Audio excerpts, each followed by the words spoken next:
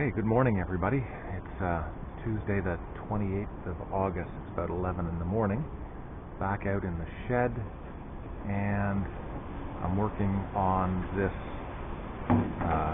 rear quarter panel, and thinking that, so here's how far I have it opened up right now. You can see, I pull back a little bit, I've opened this up down to almost the top edge of the wheel arch, and this is where I see nice clean metal here. So this is about the extent of where I'm going to do replacement, but I'm trying to figure out how I'm going to approach this whole section all the way along this whole area. And because there's a bit of perforation here, I think what I'm going to do is I'm going to work on this little triangle in this area first, get that replaced, then start working along this edge. Part of the challenge is going to be to maintain the curve here, so there's a curve in this plane and then a curve in this plane as well, so it actually comes up and then flares out a little bit here at the back. So that's going to be things I'm going to have to be watching for as I start replacing the metal along there. So there's probably going to be, so one, and then break this into at least 2 or 3 sections,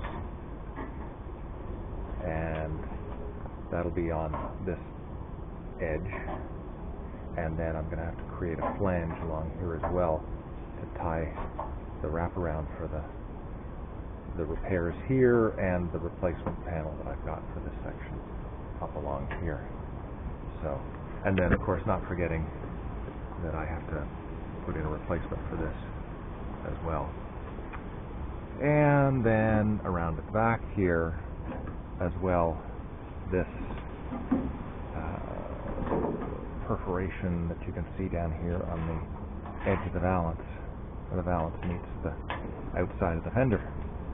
So, a few things to be keeping in mind. I think though I'm going to start up here and work on this part. So I'll bring you back as I have some patches in place and show you how this progresses. Okay, did a bunch of time-lapse shots there for the preparation and the welding of that patch that you see here on the rear fender, or the rear wheel well. Camera's just about out of juice, so I think I'm going to plug it in, and while I do that I will see what I'm going to do next.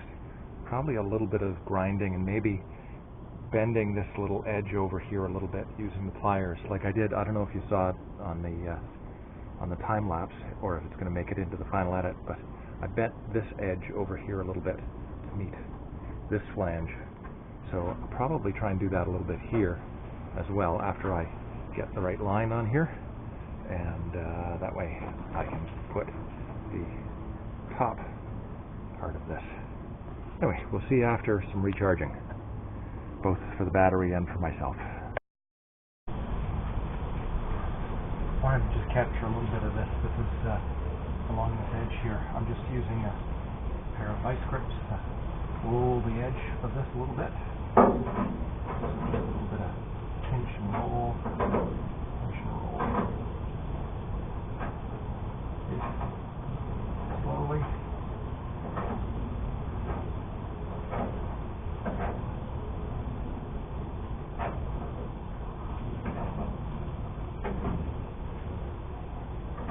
I mentioned how much I love having this thing on the rotisserie.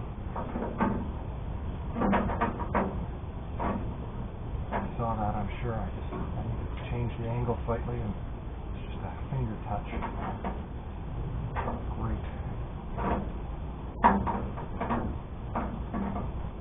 Those boards that Chris Fisher has used and Chef Tush, those are handy, but one of the things you need to use those, a little bit of extra room, and in the space that I've got, I don't have room to be moving those things around. Both of them have a double garage, but I don't. So this has been very, very good in my circumstances. And if you haven't been watching Chris, his Spitfire is really progressing well. Last videos I saw, he was doing some of the welding repairs on the bonnet. Got most of the body done, and the doors, I believe, and he's actually started to do some of the primer spray. So I guess these last repairs on his bonnet are getting it ready for primer. So if you haven't already had a look at his video, you really should. A lot of really, really good tips in there.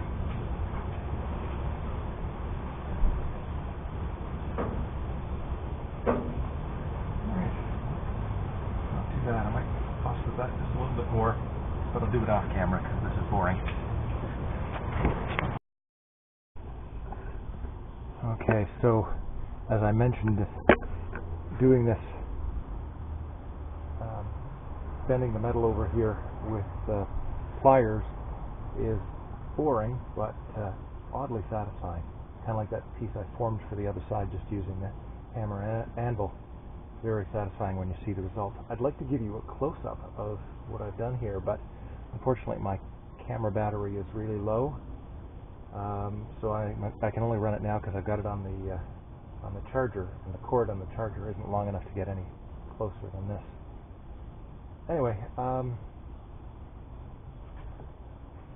as I said, very, very satisfying and looks good. So I'm just gonna do this remaining flange up around here and get that welded in.